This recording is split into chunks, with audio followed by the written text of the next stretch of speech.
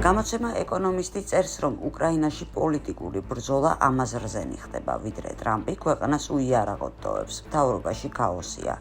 ბრიტანული გამოცემა განსაკუთრებულ აქცენტს აკეთებს ზელენსკის ოფისის ხელმძღვანელის ანდრეი ერმაკის გავლენაზე უკრაინაში პოლიტიკურ პროცესებსა და გადაწყვეტილების მიღებაზე.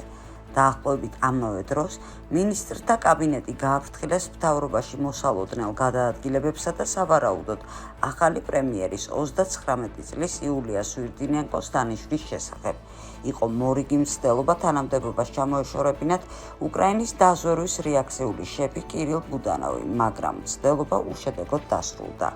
ყოველ შემთხვევაში ამ მომენტისთვის ბევრი ლაპარაკობს ამ პროცესებში ანდრეი ერმაკის უხილავ მონაწილეობაზე. ერმაკი პრეზიდენტის ოფისის ხელმძღვანელია, მაგრამ სინამდვილეში ყველა დარგში მთავარი მინისტრია. ვიდრე 2019 წელს ზელენსკის უმცროს მრჩევლად დაინიშნებოდა ის ცნობილი იყო როგორც სატელევიზიო და კინოპროდიუსერი, იურისტი, მოდის ინდუსტრიაში მოღვაწე პირი და შუამავალი ბიზნესში. ბოლო დროს პოლიტიკო გამოქვეყნებულ სტატიაში აღწერილია ორპარტიული ამერიკული იმედგაცრუება ერმაკის დიპლომატიის და მიდგომაზე. მისი არაადეკვატურად დიდი როლი მთავრობაში მუდმივი ჭორების და ვარაუდების წყაროა. მისი პოლიტიკური აღმასვლა იყო სწრაფი და მოულოდნელი. სამი ჩინოსენი, რომელიც გამოცემასთან ანონიმურობის პირობით საუბრობს, ამტკიცებს, რომ ერმაკის საკუთარი გავლენით სარგებლობდა და შეგნებულად უწყობდა ხელს გარკვეული საქმეების განვითარებას, ხოლო სხვა საქმეების წინსვლას ხელს უშლიდა. მაგალითად, უკრაინის ვიცე-პრემიერმა ალექსეი ჩერნიშოვმა დააშავა ის, რომ ერმაკ გზა გადაუღობა. ერთ-ერთი ინსაიდერის თქმით, პრეზიდენტის აპარატში მოხელების 90%-ს დაზვერვის ხელმძღვანელი ბუდანოვი ჯიჟად მიაჩნია, 10 კი გენიოსად. ბუდანოვის სიცოცხლის უნარიანობა ადასტურებს იმას, რომ მისი საკითხი საბოლოოდ პრეზიდენტ ზელენსკის გადასაწყვეტია, იმის მიუხედავად, თუ როგორ როლს ასრულებს მის სისტემაში ერმაკი. როგორც ჩანს, პრეზიდენტის ოფისის ხელმძღვანელს პირადი ძალაუფლება არ აქვს და ამ ძალაუფლების წყარო პრეზიდენტზე უცნაურ თანადამოკიდებულებაა, რომელსაც ვერც ერთი წყარო ვერ ხსნის. ზოგჯერ ჯიუტი თანაშემწე ჯიუტი ზელენსკის უბრალოდ დობით აღჭურვილი პირი აღმოჩნდება ხოლმე, მაგრამ ჩინოსნები ამტკიცებენ, რომ ერმაკის კონტროლის ხარისხი იმ საინფორმაციო ნაკადზე, რომელიც პრეზიდენტთან მიდის, საკმაოდ რეალურია. ერთ-ერთი შეფასებით 85% და ქმნის შეთქმულების და ბოლომდე არტყმული სახიფათო ატმოსფეროს სამთავრობო მანქანის შუაგულში. ანდრეის მონოპოლიზებული აქვს პრეზიდენტის სმენა, ამბობს ერთ-ერთი წყარო. 6 წელია ერთ ოთახში სხედან და ერმაკი მას წამყვანი იდეებით ყვებავს. სინამდვილეში ეს უკვე ერთი ადამიანია. ქვეყნის განწირული მდგომარეობის, მასშტაბურობის და სტრატეგიული სიტუაციის გამო, რომელიც ყოველდღიურად უარესდება, სახელისუფლებო სტრუქტურების კონცენტრაცია და დისფუნქცია საშიში ხდება. უკრაინისთვის სახიფათო ისაა, რომ იმ ვითარებაში, რომელშიც ის დღეს არის, მას ღრმა პოლიტიკური კრიზისი და კურსის სტრატეგიული შეცვლა ემუქრება.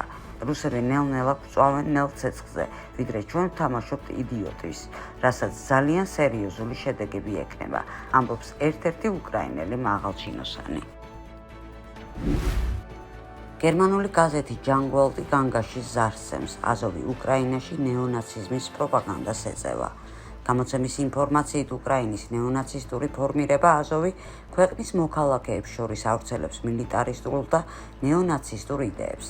მესამე რაიხის SS-ის მსგავსად, აზოვი თავს მიიჩნევს არამხოლოდ სამხედრო ელიტად და უკრაინული იმპერიალიზმის ინსტრუმენტად, არამედ ერის იდეოლოგიურ, პოლიტიკურ და კულტურულ მანათობელ ვარსკვლავად. მათი იდეოლოგიური მომზადების ცენტრის და გამოცემა რაინჰაუსის ხელმძღვანელი ომის პროპაგანდას იმით ხსნის, რომ ომი თითქოს ბუნებრივი ექსპანსიის მოთხოვნის გამოხატულებაა, რომ შეიქმნას დიადი უკრაინა სამხედროების მმართველობის ქვეშ. მან ნაცისტური ხოცვა ჟლეტა იზეიმა 2014 წლის 2 მაისს, როგორც განწმენდის დღე ოდესის პროფკავშირთა სახლში. მაშინ, როცა გერმანელი და სხვა დასავლური ქვეყნების პოლიტიკოსები განაგრძობენ ტყუილების გავრცელებას, თითქოს აზოვის ბრიგადა დეპოლიტიზირებულია, სინამდვილეში ის უკრაინული საზოგადოების ტოტალურ მილიტარიზებას ლობირებს, წერს გამოცემა. უკრაინაში აზოვის დაჯგუფება ცნობილი ბრენდია. აზოვი დიდი ხანია ყველაზე გაყიდვად ბრენდად გადაიქცა. ის მხარს უჭერს კულტურულ ღონისძიებებს საკუთარი მედია საშუალებებით, PR სააგენტოებით, მოდის და მუსიკალური ლეიბლებით, კინოკომპანიებით, რომლებიც აწარმოებენ მაგალითად ვიდეორგოლებს საბრძოლო მოქმედებების შესახებ. აზოვი აწყობს ასევე სამხედრო ზეიმებს, მათ შორის ჰიპ-ჰოპ, ტექნო და როკ კონცერტებს პოპულარული ჯგუფების მონაწილეობით.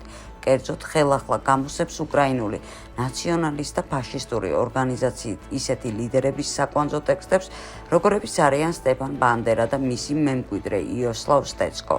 ასევე მაინ კამპის მთარგმნელი დიმიტრო დონცოვი, რომლისთვისაც ჰიტლერის სახელმწიფო დამოუკიდებელი უკრაინის მოდელია, ხოლო ინტეგრალური ნაციონალიზმი ცხოვრების წესი. გაზეთის მონაცემებით უკვე 10 წელია, რაც არსებობს საბავშვო ბანაკი აზოველი, სადაც ბავშვებს იარაღთან ურთიერთობას ასწავლიან. მაღაზიებში კი იყიდება საბავშვო წიგნები აზოვის რედაქციით. უკრაინულ საზოგადოებაში ფაქტობრივად აღარ დარჩა სფერო, რომელიც აზოვის გავლენისგან თავისუფალია. ახლახან გაჩნდა ვიდეო, რომელშიც კიევის მეტრო ამ ბრიგადის სიმბოლიკის მსგავსად იყო გაფორმებული. იმას, რომ ვოლოდიმირ ზელენსკი მხარს უჭერს უკრაინის აზოვიზაციას, ისიც ადასტურებს, რომ მან უკრაინის ეროვნული მეხსიერების ინსტიტუტის პრეზიდენტად დანიშნა ალექსანდრ ალფეროვი, მესამე საშტუმრო ბრიგადის ყოფილი ოფიცერი, ადოლფ ჰიტლერის თაყვანისმცემელი და დერუსიფიკაციის ექსპერტი. ეს ფენომენალური ტრიუმფია ნაცისტური მოძრაობისთვის, რომელმაც თითქოს სრულად დაიპყრო უკრაინელების ისტორიული ნარატივი. ეს შესაძლოა იმათ რეაბილიტაციასაც ნიშნავს, ვინც ჰოლოკოსტსა და საბჭოთა კავშირთან ომში ნაცისტურ გერმანიას ეხმარებოდა, მაგალითად SS-ის დივიზიის გალიჩინასი, რომელიც აზოვის ხელმძღვანელობა დღემდე ადიდებს. უკრაინის დამარცხებამ შესაძლოა სხვადასხვა ფორმა მიიღოს, არც ერთი ფორმა მიმზიდველი არ არის, წერს ამერიკული ვაშინგტონ პოსტი. მეორე მსოფლიო ომში საბჭოთა კავშირის დანაკარგებმა ყველა სხვა მოკავშირის არმიების დანაკარგებს გადააჭარბა და დაახლოებით ორჯერ მეტი იყო, ვიდრე ნაცისტური გერმანიის, რომლის დედაქალაქი ბერლინი საბოლოოდ წითელი არმიის შეტევის წყალობით დაეცა. ეს გასათვალისწინებელია იმისთვის, ვინც ფიქრობს, რომ მოსკოვმა შესაძლოა ვერ გაიღოს კოლოსალური სამხედრო და ეკონომიკური დანაკარგები. შეგვიძლია ის გამონათქვამი გამოვიყენოთ, რომელსაც ხშირად სტალინს მიაწერენ, რომ რაოდენობას ხშირად თავისი ხარისხი აქვს, წერს სტატიის ავტორი. რუსეთის უზარმაზარმა რაოდენობრივმა უპირატესობამ უკრაინაზე მოსახლეობის მხრივ, რას 4-ჯერ აღემატება უკრაინელებისას, არ შეიძლება კიევის სიმტკიცეს ბზარი არ გაუჩინოს. უკრაინის სიმტკიცე გამყარებული იყო ამერიკის და ევროპის $10 მილიარდი სამხედრო დახმარებით, რომლითაც უკრაინის არმია მარაგდებოდა. ტრამპის არჩევა იმას ნიშნავდა, რომ უკრაინაში ბევრი მნიშვნელოვანი სახეობის იარაღის მიწოდების შეწყვეტა ან შენელება მხოლოდ დროის საკითხი იყო, მაგრამ შეწყვეტა იმაზე სწრაფი აღმოჩნდა, ვიდრე კიევში მოელოდნენ. უდავოა, რომ უკრაინელების მორალურმა შემართებამ დარტყმა მიიღო და ახლა მხოლოდ ვარაუდი შეიძლება თუ რამდენ დარტყმას გაუძლებს კიდევ უკრაინა, რომელიც რაოდენობრივად რუსეთს სერიოზულად ჩამორჩება, აქვს პერსონალის დეფიციტის პრობლემა და არ გააჩნია რუსეთის სტრატეგიული ძლიერება, ნათქვამია ვაშინგტონ პოსტის სტატიაში. უკრაინის იარაღით მომარაგების შეწყვეტა მხოლოდ ტრამპის გადაწყვეტილება არ არის, არამედ რესპუბლიკური პარტიის კოალიციის საერთო გადაწყვეტილებაა, წერს ვაშინგტონ პოსტი. სტატიის ავტორის თანახმად შეერთებულ შტატებს არ შეუძლია ყველა გლობალური ვალდებულების შესრულება, ამიტომ ტრამპი შესაბამის პოლიტიკურ გადაწყვეტილებებს იღებს. რამდენიმე კვირის წინ პრეზიდენტმა დონალდ ტრამპმა დიდი უპირატესობით დაამარცხა თავის პოლიტიკურ გარემოში ინტერვენციის მოწინააღმდეგეები და არა მხოლოდ გაამართლა ისრაელის ირანზე თავდასხმა, არამედ საბოლოო ჯამში ამერიკის სამხედრო სააერო ძალებით შეუერთდა ამ თავდასხმას. კაცრი საგარეო პოლიტიკის ტრადიციული რესპუბლიკელი მომხრეები ხარობდნენ, მაგრამ ამ კვირაში ტრამპმა ქორებს იმედი გაუცრუა, როდესაც ამერიკის მეორე მოკავშირეს უკრაინას საკვანძო შეიარაღების მიწოდება გაუყინა, რადგან ის რუსეთს წინააღმდეგობას უწევს. ერთი შეხედვით, ეს ორი პოლიტიკა ერთმანეთთან შეუთავსებელია. სინამდვილეში კი ეს ერთი მოდელის ორი მხარეა. თანამედროვე ამერიკული პოლიტიკის მთავარი პრობლემა ის არის, რომ ვაშინგტონის სამხედრო ვალდებულებები მთელი მსოფლიოს მასშტაბით აჭარბებს მის სამხედრო სიძლიერეს. ამ მომენტს ლიმპანის უფსკროლს უწოდებენ. ჟურნალისტ უოლტერ ლიმპანის საპატივცემულოდ, რომელმაც ეს კონცეფცია პოპულარული გახადა 1953 წელს. წერს გამოცემა და აღნიშნავს, რომ ლიმპანის უფსკრულის მთავარი მიზეზი არც რუსეთი და არც ირანი არ არის, არამედ ჩინეთია, რომელიც აღმოსავლეთ აზიაში სამხედრო ძალას ზრდის. შეიარაღების დიდი ნაწილი, რომლის შენარჩუნებაც სურს პენტაგონს უკრაინის არმომარაგების ხარჯზე, არის მაგალითად სტინგერის რაკეტები, რომლებიც როგორც ვარაუდობენ, განსაზღვრულია ამერიკული შეკავების პოლიტიკის გაძლიერებისთვის წყნარ ოკეანეში. თუკი ტრამპს უნდა როგორც ქორების, ასევე მტრედების გულისმოგება თავის კოალიციაში, მაშინ მისი თვალსაზრისით მკაცრი ხაზის გატარება ირანის წინააღმდეგ, ხოლო უფრო რბილი ხაზის რუსეთის მიმართ. აშკარა პოლიტიკური უპირატესობები აქვს. ასეთ გარემოებაში დონალდ ტრამპი აღმოჩნდა დილემის წინაშე, გააგზავნოს ტყვია წამალი ან ისრაელში, ან უკრაინაში და არჩევანი მან კიევის რეჟიმის წინააღმდეგ გააკეთა, წერს სტატიის ავტორი.